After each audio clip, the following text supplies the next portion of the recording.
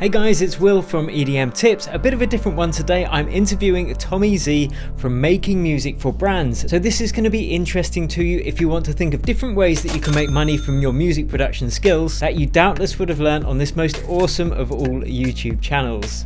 So Tommy has had an illustrious career creating music for brands and getting paid very well for it, including brands such as Sony, Mitsubishi, Honda, and even Olympic teams and countries themselves. Not many producers know about this as a valid way to make money from your music, and it's not as hard to get into as you might think, which is why I wanted to have this conversation with Tommy for you today.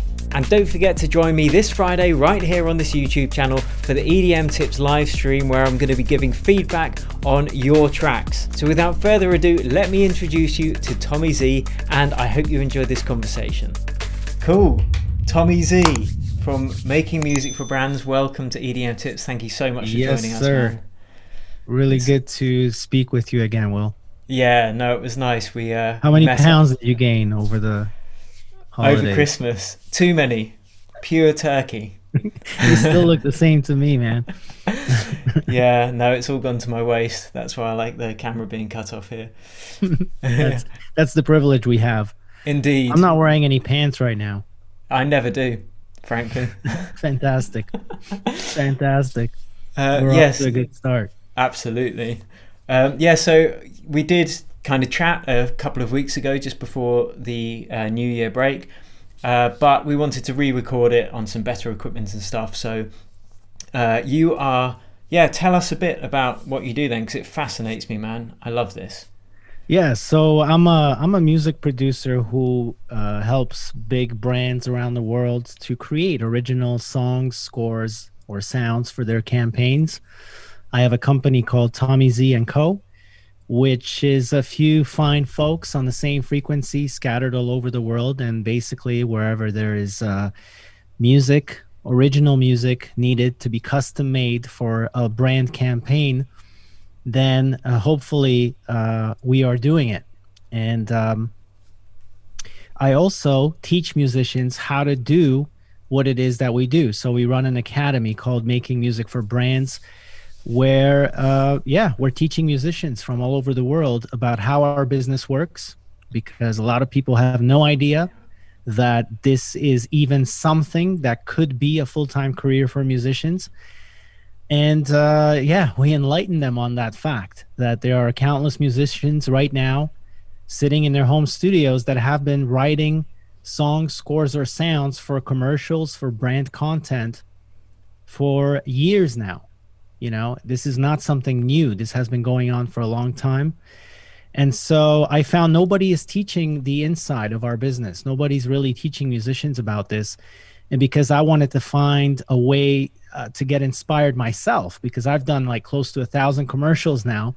Wow. And doing another commercial is not exactly, it's not always a learning experience. Though you can learn something. I found that because I've been doing this now for 15 years, what I enjoy most is interacting with musicians, whether I'm working on a brand campaign or whether I'm teaching a musician who doesn't know about this business, but they have a musical talent, to give them a sort of a eureka moment and say, if you only contacted these companies, you might be able to build a relationship with a music producer like me inside of this company.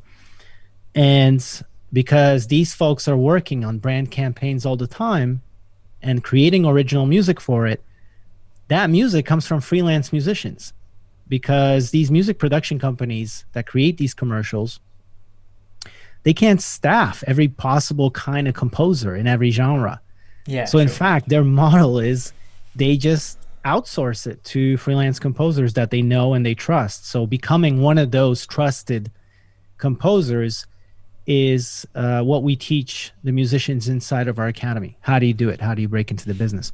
So that's my life these days. That's my life. So you're music for brands, half teaching. Oh, sorry. So you are still making music for brands, but we're also still making music for brands. And in fact, the latest campaign that we've done, which is a huge campaign for celebrating National Day in Qatar. So it's funny because actually when people think of brands, they think of Nike, Adidas, Google. These are brands that I've worked with But that's not the only definition of a brand. For instance, the Canadian Olympic team is a brand, and we worked with the Canadian Olympic team to create a really cool campaign in preparation for the Olympics. The National Dutch Opera, that's also a brand, and we've also done work with them. And so Qatar, a country, is also a brand. Yeah. And they've recently created a campaign to celebrate their National Day. And why I was really excited about this campaign was because it was the first time when I allowed our Academy students to have a go at the demo. And so I just basically said, hey guys, my music production company is currently working on this, this, and this. I'd like you to submit to me a 60-second epic orchestral demo that kind of goes through these 3 stages as far as emotion. And I just sent it out to the masterclass without giving them too much details. We received, I think, about 100 demos. I thought 10 of them were quite remarkable. I decided to pare them down to 7 because I didn't want to scare the film director, who basically reached out to me for this project because I've worked with this film director before. And so when I sent him 7 demos, he's like, what, do you got an army of geniuses there or something? Like, how did you get 7 epic orchestral demos in such a short time? And I told him, this is the benefit I have of actually running an academy. And the wonderful thing was that the music that made the final film actually came from one of our students.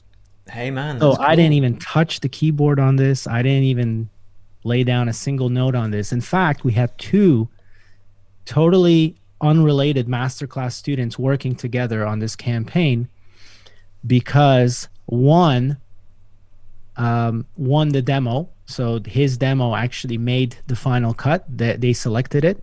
Yeah. And then it turned out that the Qatar Philharmonic Orchestra got invited into the project, and suddenly the appetite became to record this thing with a real orchestra. So wow. Yeah, so it was really crazy. So then I got another student who I worked with before this year also on a Google campaign, who is a master at this because he has played violin on some of the biggest video games that like Mortal Kombat, Zelda, and many others. So he was no stranger to actually getting a recording done by a real orchestra. He understood, the process, how things go. So I said, who better than to get these 2 guys together? Mateus, who is the orchestrator, helped to get Ricardo's demo translated into a full orchestra recording. And this was no joke because this wasn't like a 30-second commercial. This was a 5-minute film. Yeah. Celebrating with really cool animations from Juice, a really cool Polish company, the history of Qatar and their independence. And so I just love how this has turned into a 360 experience where the work we're doing with brands is actually being now connected to the academy in a real way, where we're not only teaching these folks how our business works and what they need to do to prepare themselves for it, but at the end, they might have a shot at actually participating in a project for a real campaign. So I'm really happy about this. I'm really happy about this connection. And this year, we want to do a lot more of this, where we just put people through the academy. It's like, it's like going through Navy SEALs. Some will make it, some will not make it. But those who make it, we give them a chance to go to battle, Yeah, and actually make a living from their music. Yes, you home. You can make a living making music for brands. And I'm not saying this to try to sell you on it, because it's not for everybody. I'm just telling you that as an objective fact, that basically there are musicians around the world that I work with on a regular basis, and I know that this is all they do. Some of them, it's all they do. Like, they literally write demos for commercials every single day, and that's all they do. And then others are heavily involved in making music for brands, but they also have like an artistic career going on or something else. They don't want to be full-time into making music for brands, but because they're so skilled and so magical at writing songs and, they're putting out amazing records, the advertising world wants some of that. It's like, a sexy brand doesn't want a boring generic jingle. They want a cool track with a vocal so that people will go, what was that artist? What was that track? Where did they get that? Only to realize that it never existed before the campaign, that it was written for the campaign. And so I actually have friends who are artists whose artistic career started because a commercial they scored got really big. And then they're like, hey, let me turn that 30-second song that appeared in a commercial into a 3-minute single. And then that's how it all started from there. And Excellent. if you guys want to look that up, I mean, just so I'm not speaking like generically, Sean Christopher is the actual friend of mine who I'm referring to, whose I- I'll put the artistic links career.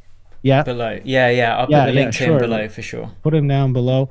So he started with an Audi commercial, like almost 10 years ago.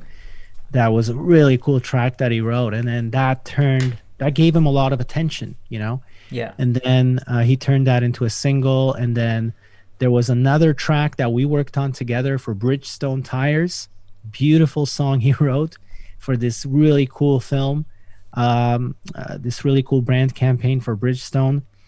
And he also turned that into a song, and both of those songs appeared on his debut album. And Excellent. now he's signed to a big label, not big label, sorry, but like a cool label, like a very credible label where Jose Gonzalez is also a member of that label. It's kind of an indie folkish label. Um, so just to give you an example, that's somebody who's not doing ads full time, Yeah. but they are certainly deriving probably, I would say, a significant portion of their income from lending their time and their talent to writing a song once in a while for a commercial campaign. But in order to do that, you have to have relationships in the business. And Yeah. because a lot of musicians have no idea that this business exists, like they think, I don't know what they think when it comes to commercials. I don't know if like the average musician gives it enough thought to try to go, hey, like there's all this cool music appearing in commercials. Who's making that? Like, where do they get that music from? It's not music banks, guys. I'm going to tell you right now because people ask me all the time. It's not music banks. Big brands don't search for music for their campaigns on music banks. They just don't. A small local brand or maybe a big brand that's looking for a very small like social media campaign, they might look in the music bank. But a big brand who's doing a proper brand campaign, TV, cinema, online, they do not look in music banks. The other misconception is sync. Like people think it's the same as sync. Our world is not the same as sync. Sync is like pitching a song to a TV show or your song ending up in a film.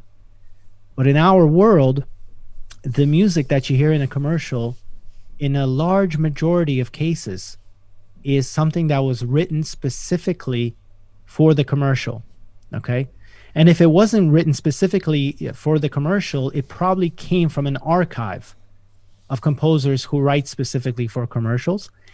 And then in a small percentage of cases, the music that you will hear in the commercial might be an artist, maybe an artist that you recognize, because brands want to borrow the stardom of the big artists by Sure. licensing their music.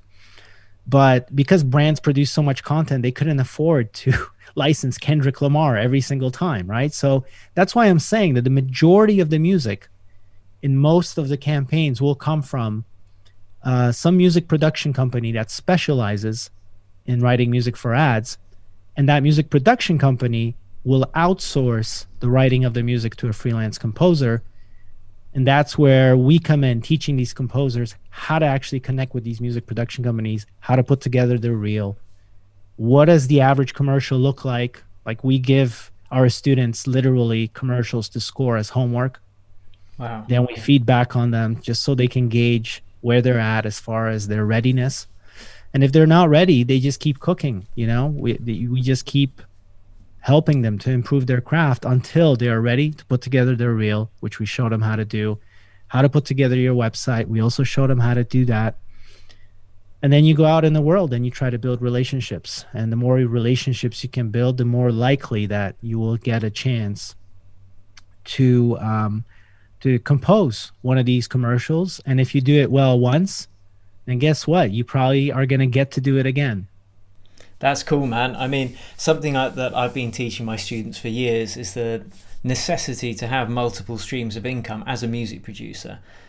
I can't think of any prominent music producers or smaller music producers who don't have multiple sources of income from a personal perspective, And now, because the world's obviously changed a lot in the last 12 months, live gigs are off the table. Okay, you can do online live gigs as well, but having 5-6 different streams of income is just so important if you do want to make it your life. I think sorry, Will, I don't mean to cut you off, man. Yeah, no, go for it, man.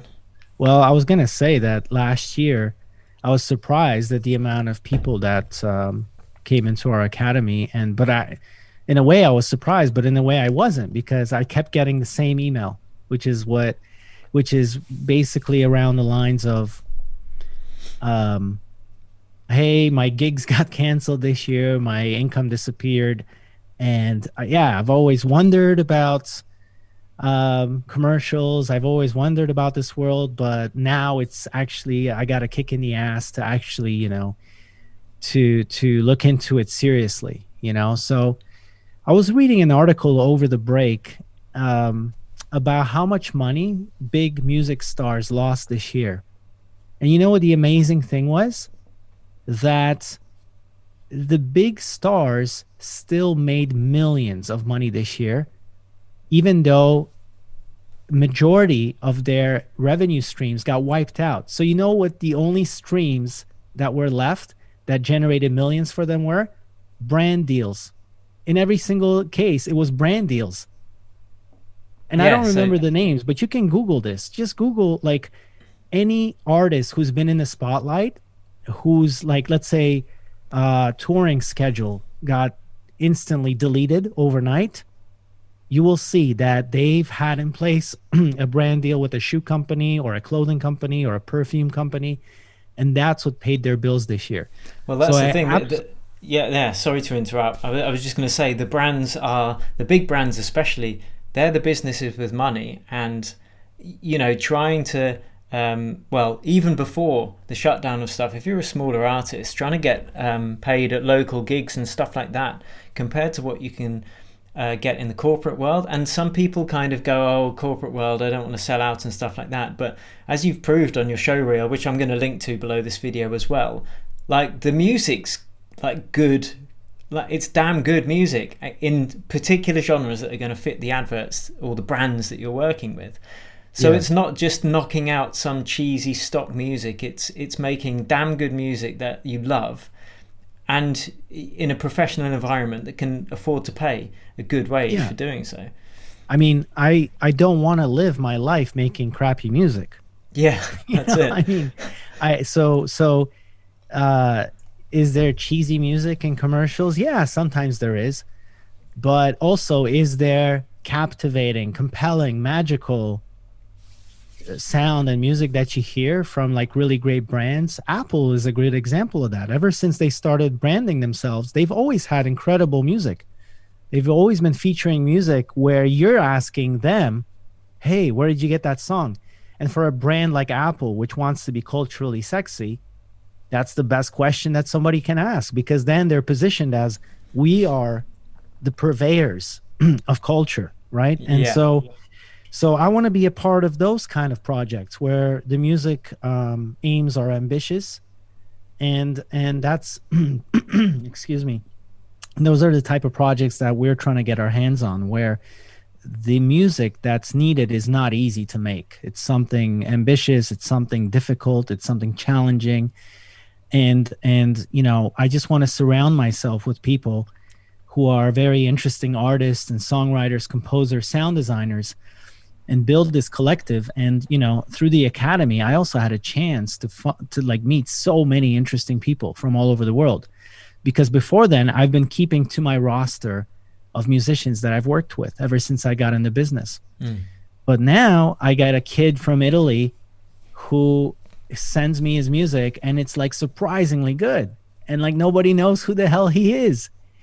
Well, I know, And the first chance I get to use them in a commercial, that's going to be a great story for me, because I'm literally plucking someone out of like out of nowhere, Yeah. and showing that it's not about names in our business. It really isn't. It's about the best music wins. Like, because in average brand campaign, the ad agency and the brand will probably listen to like 30 to 40 songs or scores that were made for the campaign, and they will choose one, and that one will make it. So often they don't even know which composer or like who they're dealing with. It's not about the composer, it's about the song. Yeah. And so that's a good thing about our business, is that like if you have the talent and you're able to solve these problems really quickly, as in you get the rough edit of the commercial and you have 2 days to score it, and you're able to do it, and you're able to delight someone on the other end, they're going to be like, oh, who is this? And if you keep doing that and doing that, then you're going to find yourself in a great place in a few years, because you're going to be getting a lot of those opportunities time and time again. So yeah. You also talked about selling out. I mean, I get that comment sometimes, under our Facebook ads that invite people to check out a free training before we even ask you to enroll in any academy. The first thing we always say is go through the free training, because the free training is going to legitimately, not like, the bullshit free trainings where like somebody is about to give something away, but they never But they actually never do. do. And then they're Yeah. like, you'll find out the real thing when you sign up. We don't do that. Our real training is basically like the 5 ways that musicians make money in our business, the primary ways. So you learn how much they make, and these are ranges. They're not specific numbers because it's always a range. What you have to do for it, and then we literally on the same training, we give you a really like speedy, but like we don't leave anything out. We tell you this is how music is made for commercials. Like we actually draw flow charts, and you get to see who the players and the process is involved, and then how do you break in. And we also explain that in the teaching. Like no sane person would expect that you could teach everything about this business in less than an hour. But in less than an hour, you're going to know, like, is this something I'm intrigued by? Does it make sense to me? Do I want to keep moving? Yeah. And that's how we recruit people. It's through this free training, because at the end of free training, like either you want to get serious about it and actually commit, or you don't feel like this is for you. So some of the people, when we advertise this free training, I get comments like, sell out. Why are you ruining the art of music, with commercials and brands? And I always say a couple of things. Number one, I bring up Bach and Handel and Mozart. And I bring up the fact that they lived in a time where no records were being sold. There was no music industry back then. These guys were not touring. There was no streaming royalties. There was no sync. And yet, Bach, Handel, Mozart, all these guys lived their whole lives as musicians. And you go, how is that possible when there was no record industry around yet? And I find their situation analogous to our situation, which is that today, a lot of musicians are not able to sell their music. Why? Because people stream it for free. This year, we learned that tours can be canceled overnight, and they have been, right? So then you go, okay, so how else can you monetize your music career or your musical talent? And again, I go back to Bach, Handel, and Mozart. How did they do it? They weren't selling records. They weren't touring. What they did is, instead of worrying about selling music to people, they started exchanging their musical talent in exchange for money to patrons who could afford to pay it and needed the music. So the Brandenburg Concerto, for instance, Bach, that came about, that record came about because it wasn't originally a record. Yeah. What it was a bunch of notes on paper, but it was commissioned by someone, I don't remember the name, who couldn't fall asleep. And they said to Bach, like, hey man, can you write me a bunch of, a composition that would basically make me fall asleep? help me calm down. That's how the Brandenburg Concerto came about. So fast forwarding to today, we don't have rich kings and churches being patrons of art anymore. You're not seeing kings giving Bach money to help them fall asleep, or I think King George I paid Handel to go down the Thames River, and Waterworks, I think, was the name of the composition in the end. We still listen to it, but it was King George I that commissioned it, you know? So today, the patrons are not kings, they're not churches, but they're brands. It's the same situation. A brand, they have the money. What does a brand need to do? They need to stay sexy. They need to have attention. They need to be culturally relevant. They need to be constantly on top of your mind as the thing that you want to associate with, like an iPhone, right? Or a Volvo, right? And so in order to move you, to compel you, to make you want to choose that brand, the best way that I know how to do it, and the best way they know how to do it, is to move your emotions. So they do it visually and they do it through audio. There's no better way to affect somebody's emotions than through music. So the brands know that. So they have the money and they have the content. Brands produce an unbelievable amount of content nowadays, like way more than they did 10 years ago and 20 years ago when, you know, things were just starting to happen on the internet. Yeah. So now the brand is producing so much content on a daily basis, and so much of it has to have a custom tailor sort of a fit. Like a respectable brand like Apple, they can't afford to go to a music bank to find music for their next commercial. That's not who they are. Yeah. They cannot afford to show up wearing the same dress to a gala. They need to innovate. They need to create stuff. They need to curate stuff that's very unique. And that's why a lot of these brands are basically commissioning creative partners, film directors, editors, film production companies, music production companies to build this content for them, to create this content. And we play a small part in that big puzzle. You know, we're the few pieces of the puzzle when it comes to sound and song and score.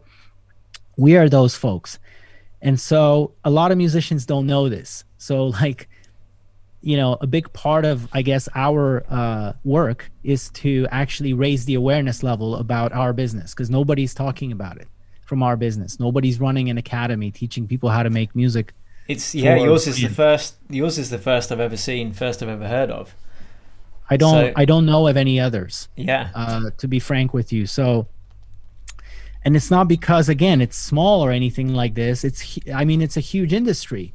It's just that I think in our business tends to be very secretive. Like everyone's busy working on commercials. Everyone's like, it's a pretty hectic pace.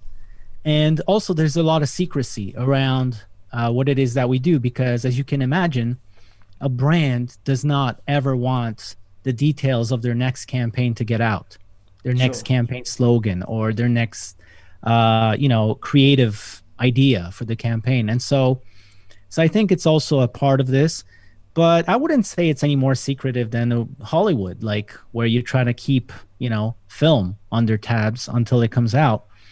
And yet I see a lot of courses about film scoring, Yeah. So I think I thought, like, why not do this, And I enjoy communicating. I enjoy speaking. I love mentoring other folks. And so to me, this was a natural extension. It's like, you play in the big leagues for a few years, and then it's like, okay, my knees are starting to hurt. Yeah. What should I do now, And I'm like, well, why don't I teach my life's work to other people and then use it as an advantage for my business also? Because remember, I'm recruiting continually musicians that I find remarkable to employ them for my own means, so that, we create remarkable stuff with people that other music production companies don't have access to necessarily because they don't know about them. So it's all been working really nicely, synergistically, and I'm really happy about that. I mean, when we met the first time a few weeks ago, when you told me how much it's exploded in just the year that you've been running it, I was blown away. So there's obviously a hunger for people to learn this stuff. So hats off to you, man. I think that's fantastic. Yeah, I'm very happy about it. We have like almost 20,000 people on our email list. And as of last count, I think over 600 students in our academy, and a very, very low refund rate. So, and even the people who decided to join, and then within 30 days, we basically have a no questions asked policy. Like you don't believe this is for you, you're not fully satisfied, just email us. And all the emails I get when people ask for a refund is like, oh man, this is so amazing, but it's just not for me. Like now that I've seen what needs to happen, Yeah. because the academy is actually laid out in 7 steps. Like it's from beginning to the end. It's not theoretical knowledge. It's basically you follow us along on a 7-step journey, where by the 7th step, you're basically ready to reach out to the business. And so, so it's not easy. Like, it's not easy. That's why I keep saying Navy SEALs. Like, only the best kind of dedicated musician, not just with talent, but also with work ethic, with proper habits, with insatiable hunger to succeed, only they are going to make it. Because as you can imagine, our industry is already full of great musicians who are killing it on a daily basis. So is there room for new people? Because you might get discouraged and go, well, then why do they need new musicians? Because that's how the way the world works. People are always on the lookout for something new. People in my business always want the edge. So we're always happy to hear from a new musician that's doing something interesting, right? But is it going to be easy? Hell no, it's not going to be easy. Like, people think advertising, oh, jingles, yeah, I could do that in my sleep. I think anyone who thinks that carving any sort of career in the creative industries is easy or doesn't take work ethic, that's the thing. You think, oh, creative, I'll just make what I want when I want, but that ain't how the world works. You need to be consistent, you need to be persistent, you need to have integrity, and it is hard work. So you've said before that you're a bit of a drill sergeant and that you hold people's feet to the fire, but that's part of what they're paying for. Yeah, I mean, it's like I can either entertain you for your money, which is not going to get you far, or I can give you the truth, which can sometimes hurt. Although I'm not one of these, I'm not like Gordon Ramsay. I'm not going to be yelling at you inside of the masterclass. But if your composition is using outdated sounds, if you're making the wrong creative choices when you're choosing your sounds to score a certain commercial, if you totally ignore the major moment in the film that's been in the brief as we need to highlight that, and your song just kind of goes over it, doesn't acknowledge it, doesn't lead up to it, doesn't explode when the moment happens, I'm going to tell you. I can't sugarcoat. I mean, but what I don't do is I don't make people lose hope. So when I'm listening to something that feels like it's miles away from the minimum standard that you need to achieve in order to even have, any sort of attention in our business, I have people in the class who are just starting. Like, they're all there. Like, you have people who are just starting and you have people who are ready. What I try to do with my feedback is basically talk to people where they're at. So remember myself when I was first starting, I wasn't born with a reel. Like, do you think Hans Zimmer knew what the hell he was doing when he picked up his guitar? Exactly. So just meet people where they're at. So when I listen to it, I try not to listen to it and react to it like a a music producer with 15 years of experience in the business would. It's like, this is shit. Next. No, I go, look, the first thing is you need to learn the art of A-Being. For instance, I want you to learn how to compare 2 songs and find as many objective differences between them as you can. So it's like developing your ear.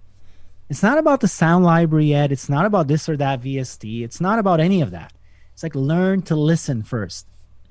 Because there's no amount of VSTs, DAW tactics, whatever, that can help you if you can't even tell how your music differs from the thing that is the standard. Yeah, Like, do you you're see what I flying mean? Like, blind. Yeah. you cannot ever, man, you cannot, like, if I don't train your sensibility, your ear, um, nothing can help you. If you're unable to tell that your music is like far away from the standard, like I can't, that's like, how do you help someone like this? So that's the first thing that I usually do is like, please take a notebook. I want you to listen to the track that made the commercial. Then I want you to listen to your track, and I want you to write down as many differences between them as you can. Tempo, timbre, what sounds are we using? What colors are we using? Structure, how did you sequence your track? What are the differences there? All those things, just start being able to recognize. It's almost like, if you want to be a chef, you got to have good taste buds. I mean, all the chefs talk about it. It's like you shouldn't,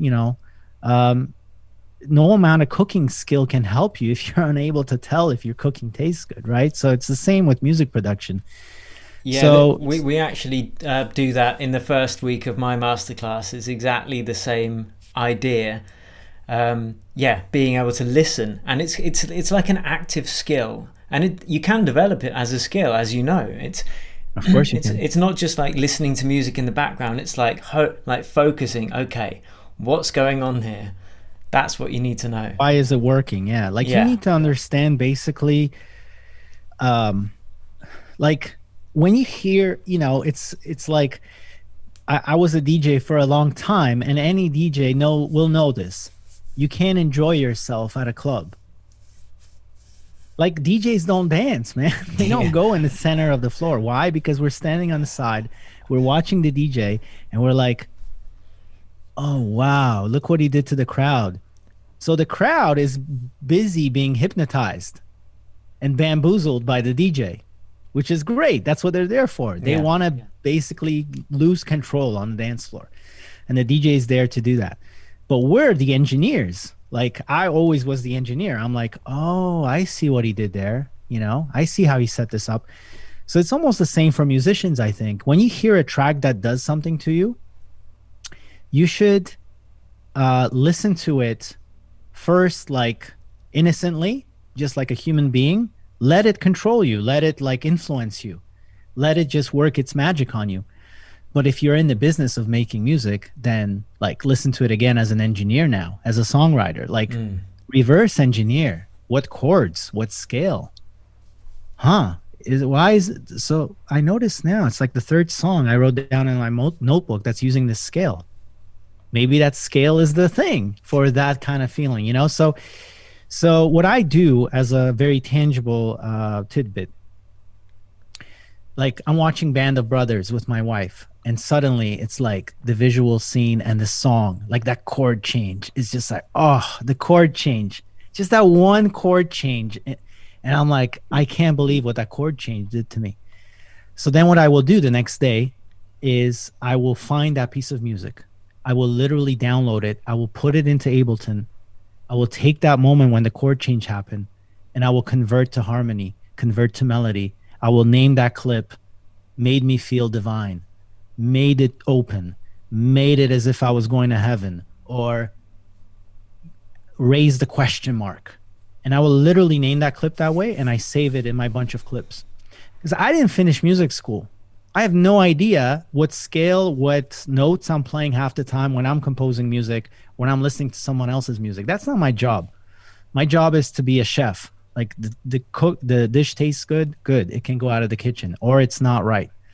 So I know how to talk about music. I know what I want. I know how to translate what the client wants to composers, or even if I'm doing it myself. But this is just to give you guys an idea that I didn't finish music school. I used to be a banker. Like, I don't know. You don't need to be able to read music to create great music. But the way I help myself as somebody who doesn't know, who's not traditionally educated in music, is by reverse engineering great moments. And that's the way I do it. Bring it into Ableton, convert to harmony. And now anytime I'm looking for inspiration, I want the music to ask a question mark, or I want the music to get deep, but not sad. You know, I have like that's the extent to which I write. Like thoughtful but not melancholy, melancholy but not sad. Like that's how I name my MIDI clips. And yeah, we just use them for inspiration, you know. And that's how all the composers do it, actually. They, you know, some composers even in Hollywood are known for literally like taking a small part of a very specific piece of music and just like giving a nod to it, giving a wink to it in their composition.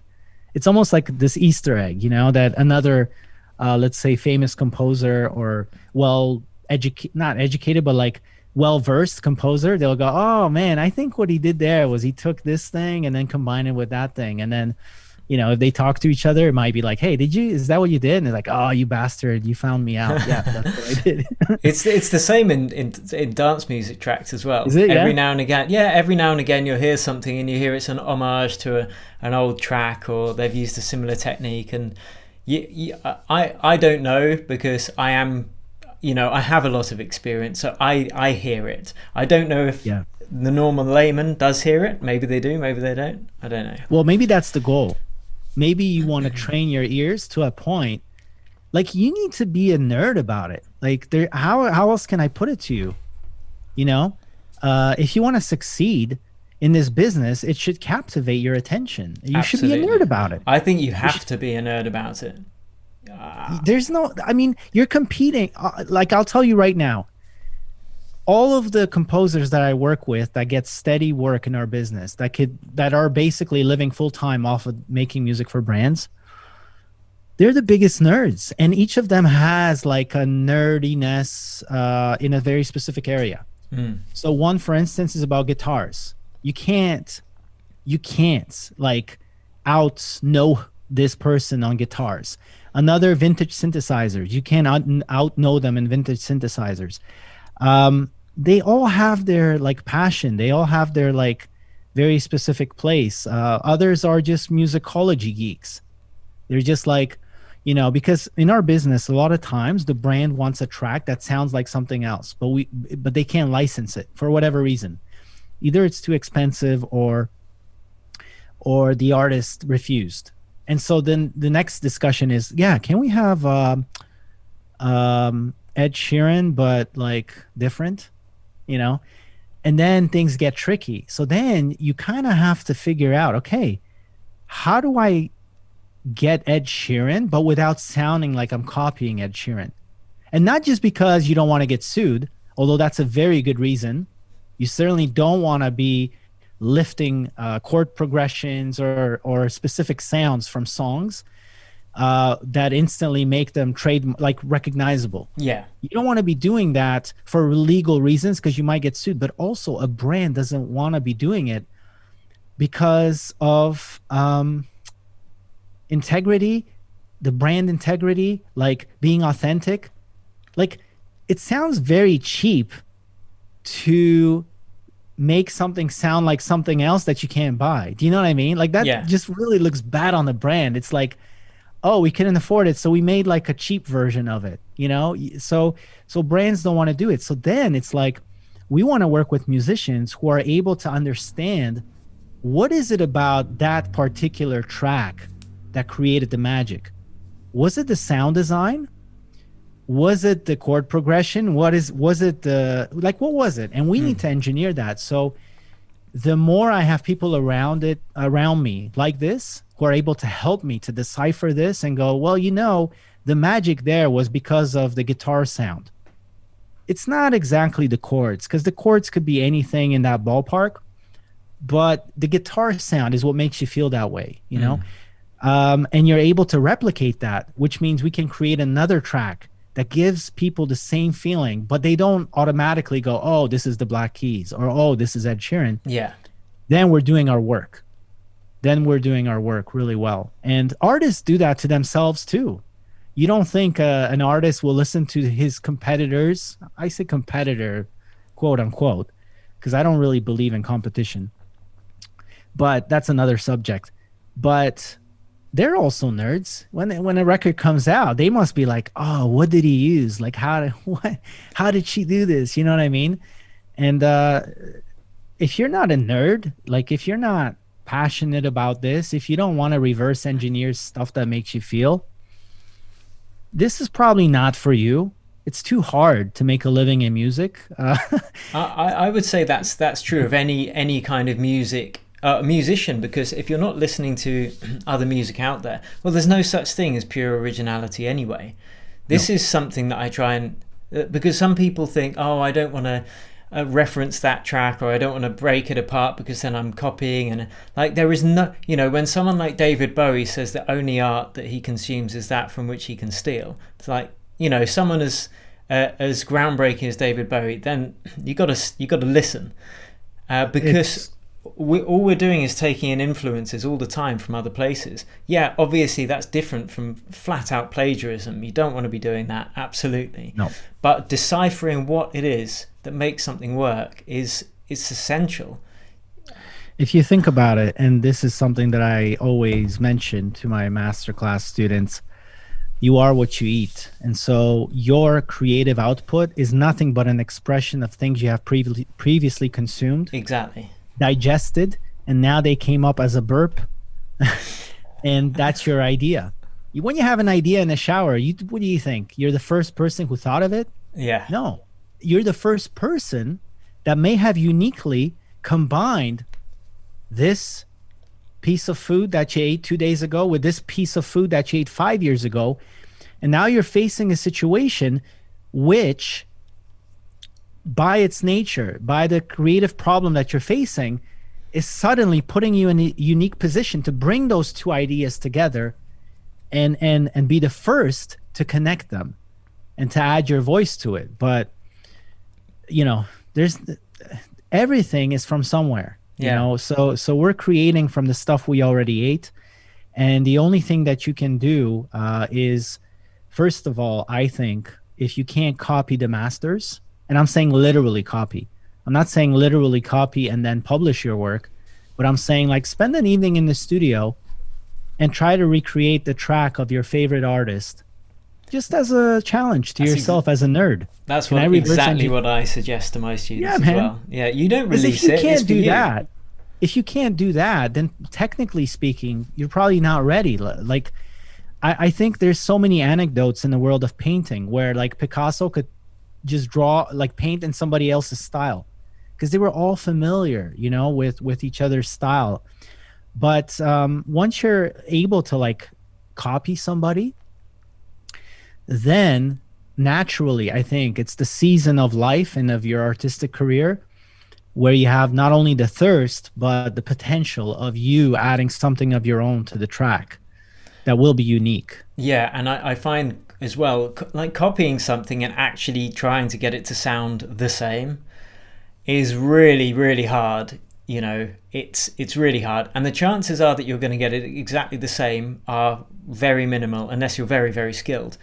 So what generally happens is that at some point you'll end up diverging, and you'll do something slightly different that's inspired you, and suddenly you're onto something that's, okay, 70% the copy, so it might be the beats and the bass sound, but now you've got a guitar over the top instead of a particular synthesizer, and you're starting to get into more original sounding territory there. Absolutely. I think we're all born none of us is born to be like somebody else. So I believe it's a natural feeling inside all of us to lead a life and create work that is a unique expression of us and what we want to say. And I think everybody is built that way. And even when people copycat each other, I still think deep down inside what they want to do is, like, feel as if their work was different in some way, So I would certainly encourage anybody watching or listening to have that as an aspiration, that you want to give your unique voice. So, like, another criticism that I get, and this is not people who go through the academy or become, like, join our email list. These are, like, bystanders who, like, criticize under the Facebook ads or whatever. Haters gonna hate, man. I get them too. Yeah.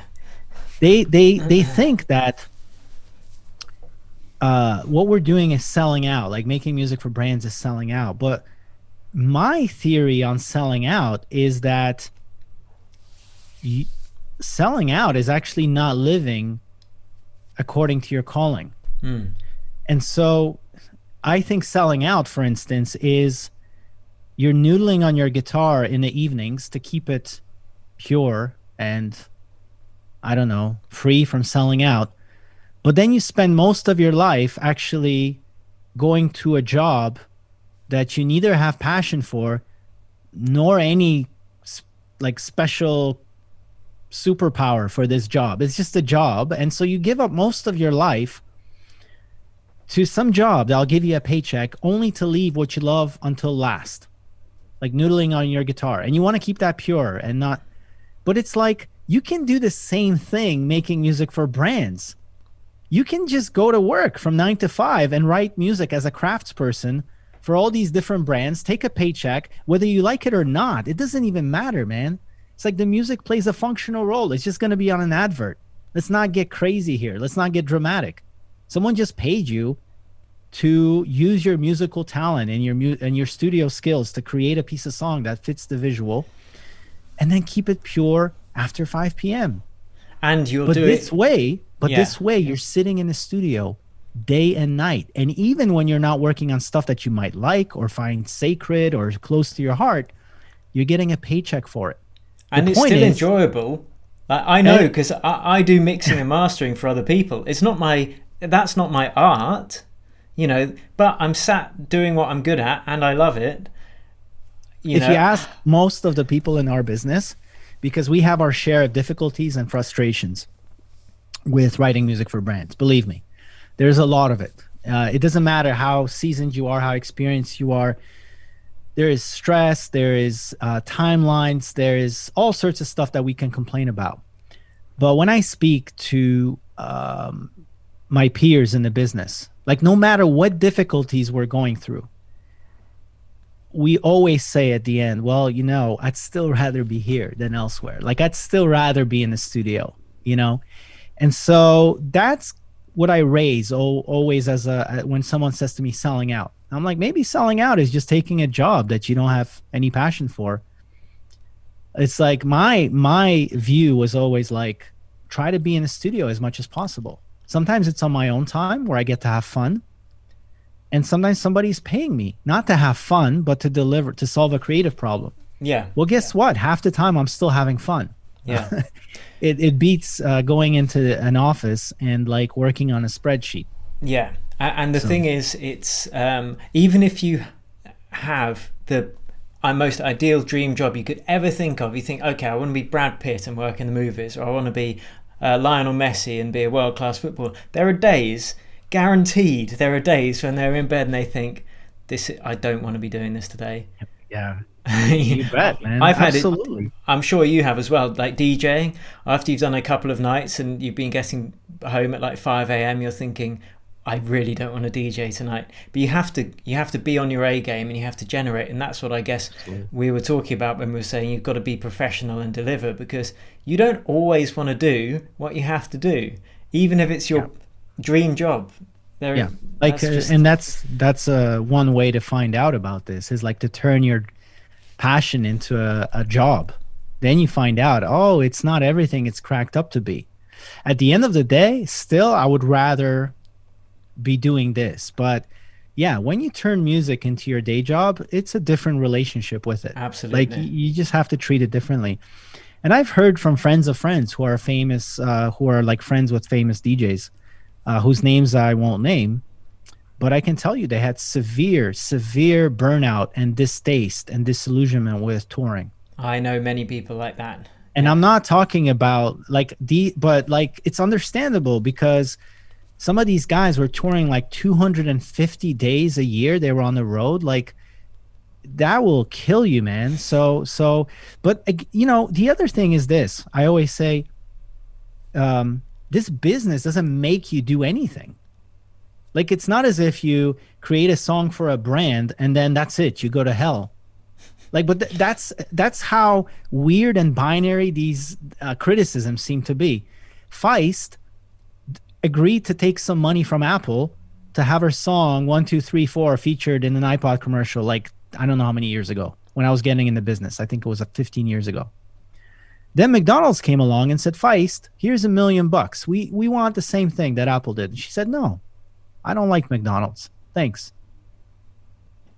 You can do what you want to do. Yeah. The whole thing is, the more magic you create, the more light you shine, the more of a nerd you are, and you just basically spend all your time crafting and creating these wonderful sounds, the more choices you will have in life.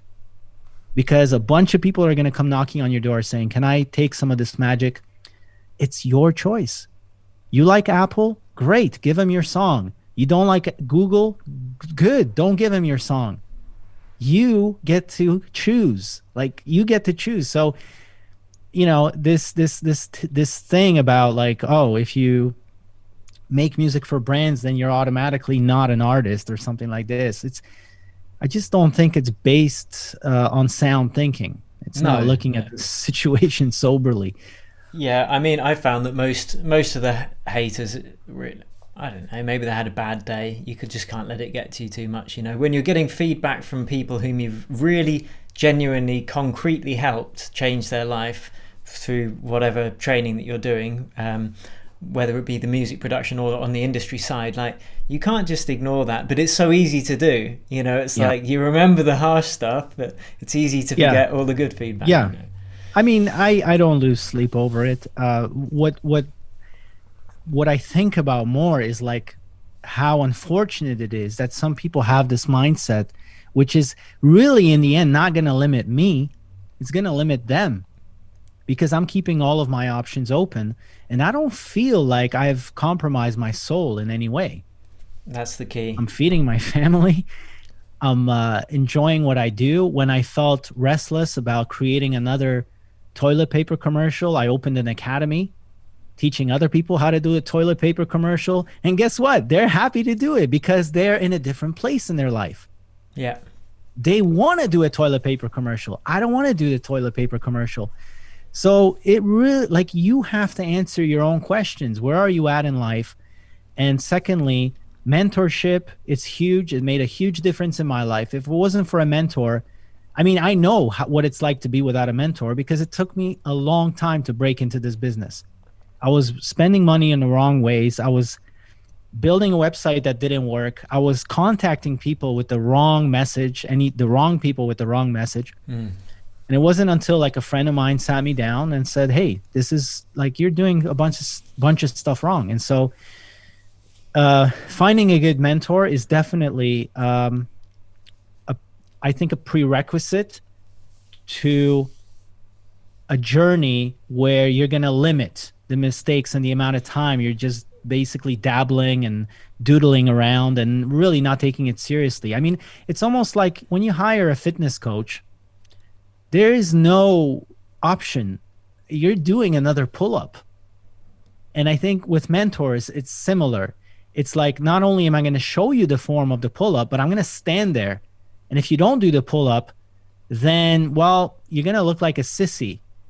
And I know you're not a sissy, but none of us really force ourselves to do that pull-up. You know, we're so brilliant at going, dude, you worked so hard yesterday. I mean, who cares about that pull-up? Oh, yeah. That's how it goes, man. Like, yeah, right.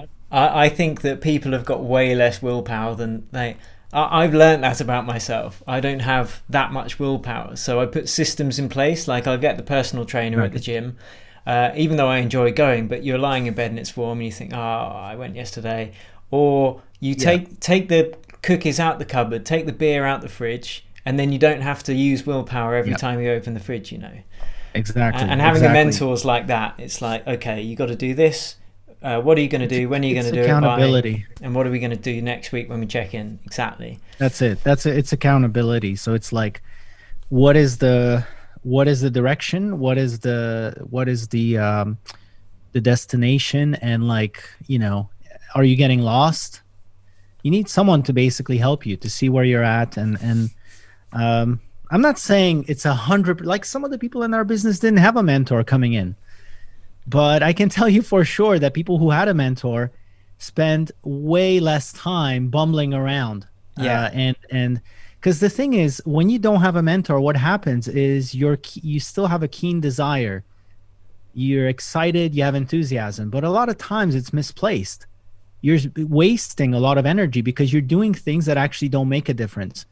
But And to that you, it feels good. and And that you pat ultimate, yourself on the yeah, back. Yeah, you pat yourself on the back because you're productive, quote unquote. yeah. But a year later, you're like, well, where did this productivity get me?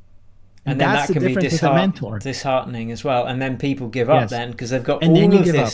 all of this enthusiasm and energy, and then after it just comes to nothing, that's when it can be like, oh, I had so much Exactly. energy I gave, and still I've got nothing. Yeah. And that's when it's time to get out of your own bubble and say, like, the benefit of other people is that they made mistakes. And if they're ahead of you on the path, you can at least avoid their mistakes. And I'm huge on mentors, and I have mentors in every area of my life, actually, Mm. whether it's spiritual or physical or business. Um, I think as much as possible, seek out a good mentor. And what's a good mentor? I mean, you have to judge that by the quality of the teaching. Like, is it actually giving you results? Is it giving other people results? Yeah. Because a lot of people online now, anyone can say anything, and I can say I'm a rocket scientist. Yeah, well, show me the fruit of Yeah, your rocket science. I think it's a combination of seeing results either that person has achieved, or better still, obviously, that they've helped their students achieve. And the Yep. third thing, which is whether you gel, whether they resonate with you. Because what I've learned is that Also, yeah. some people just will resonate with other people, and that's absolutely Yeah. fine. Yeah, I mean, especially when it comes to creativity, the frequency is very important. When you're talking about just business, it's like two business guys who don't like each other, they can still do deals. But in creativity, I think you need to align with people who you feel good about, Yeah. who you feel good around. And in fact, I don't think any artist, when they invite people into the studio, will invite people who might be geniuses, but they're not on their frequency. Mm. They try to avoid them. Like, it doesn't matter how talented you are, it's just not the right frequency. So it's not going to make for a good chemical reaction in the studio. And I think it's the same for mentors.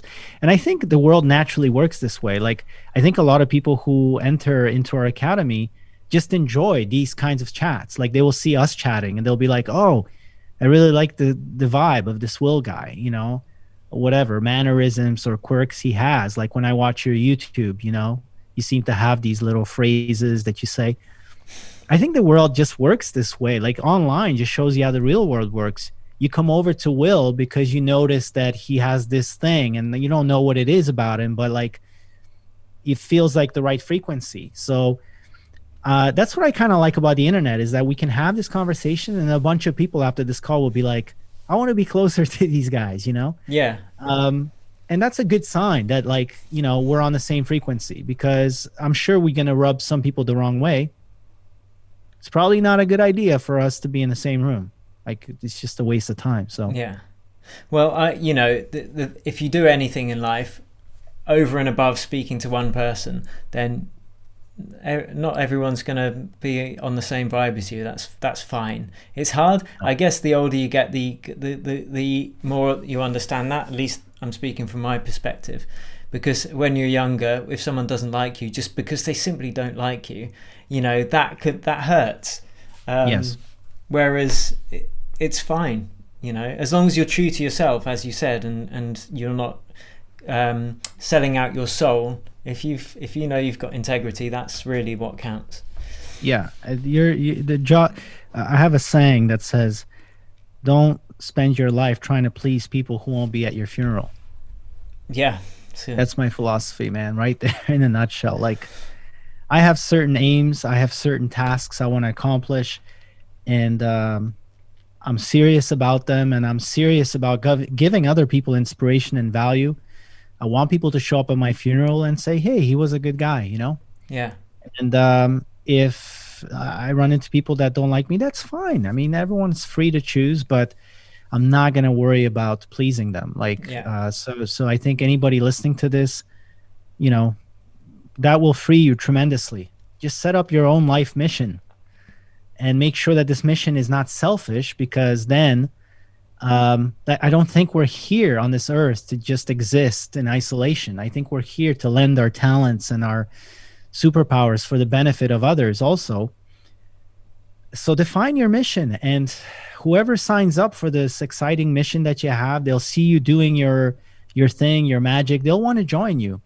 That's a great sign that you're doing something magnetic, that you're doing something at all. Like, nobody's going to be attracted to you when you don't have any body of work, basically. But as soon as you start doing something and putting it out there, believe me, there's going to be haters, and there's going to be people who actually want to join your cause. And the way to know that you're not doing enough is not to have haters.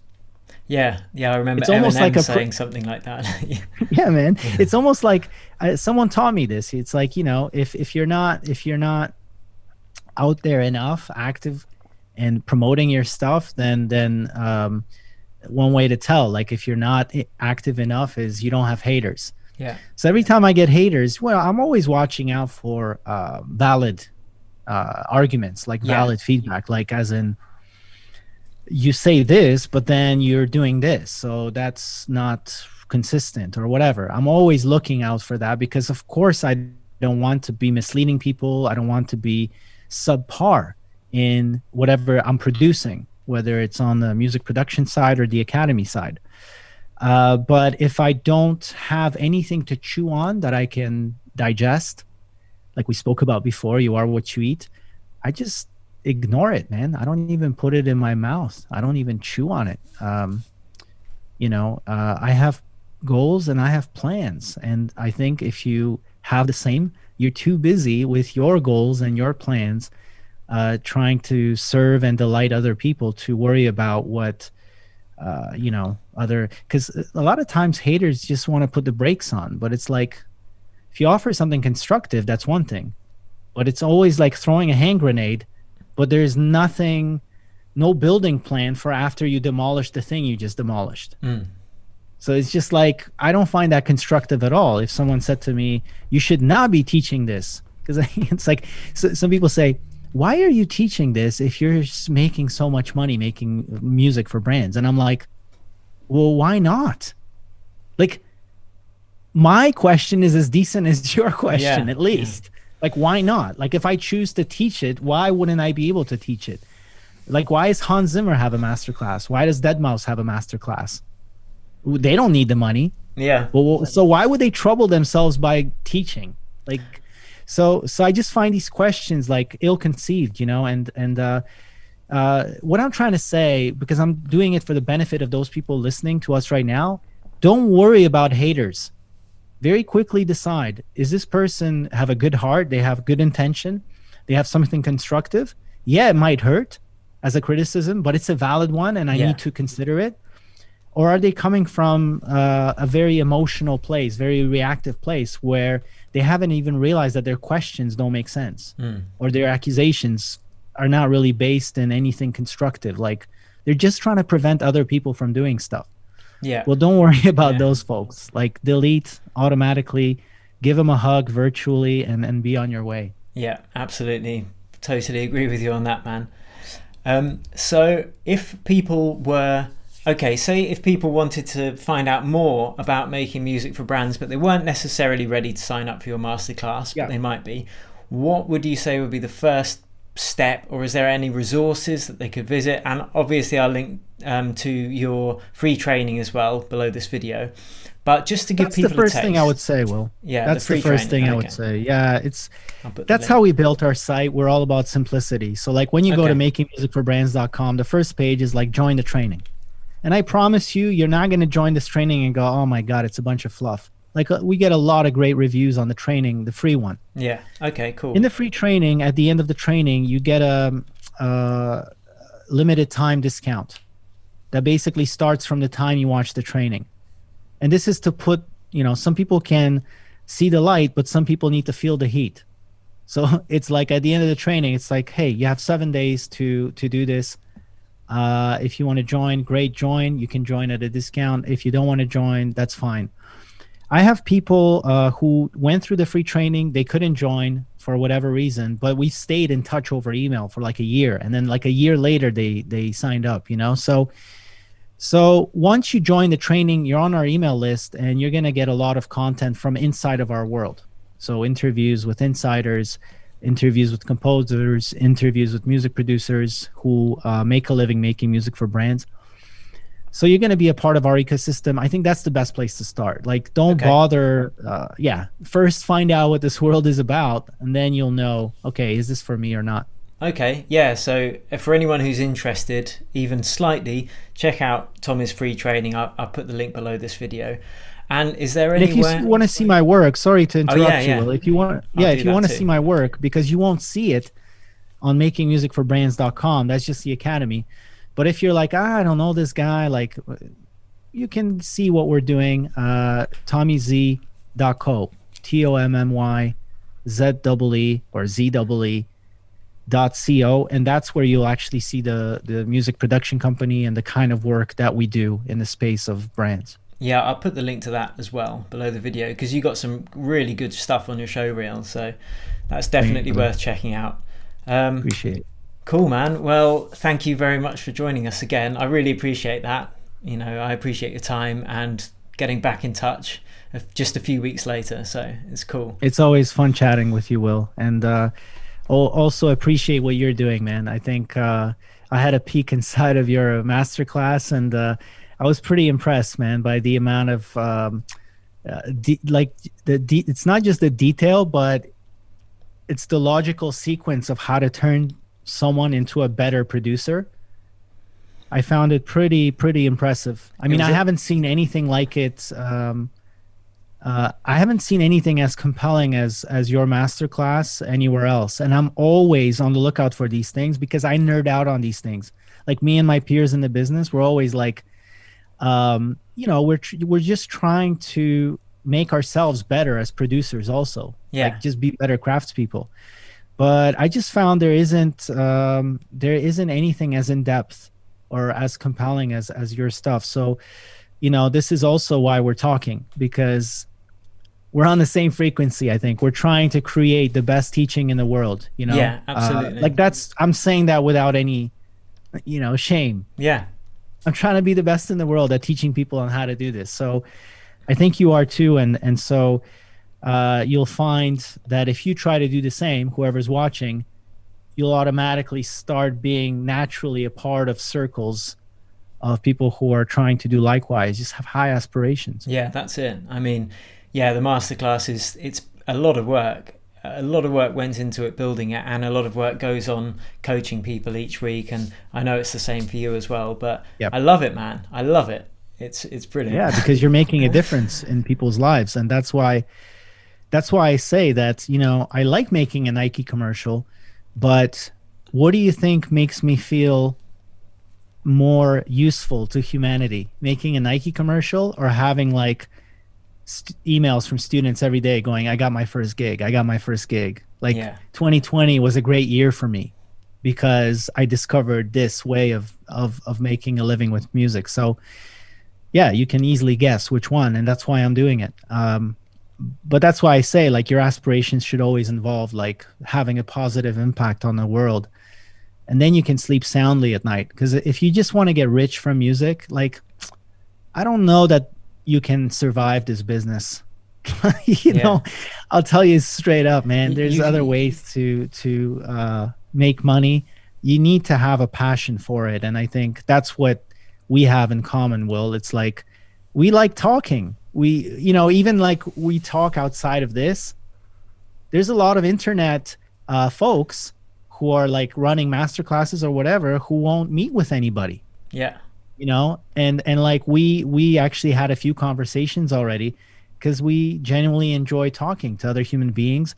We love music. We love what we're doing, teaching other people how to improve their craft. So yeah, as far as I'm concerned, like, I'm quite happy with my journey at this moment. That's very good to hear, man. I am too. And well, let's let's thank you to the listeners and viewers for Yeah, watching. thanks so much, and, guys, for your attention. Yeah, we'll catch up. Yeah, you and me, Tommy, let's catch up after the call. Let's do that. All right, cheers. See you later, everyone. Bye, everybody. Thanks for watching, guys. I really hope you've got a lot from this. Don't forget to check out the links below this video to Tommy's work and the other stuff we mentioned. And also don't forget to join me this Friday at 5 p.m. GMT. That's, I think, 11 a.m. Central Time for the EDM Tips live stream. Until then, cheers and happy producing.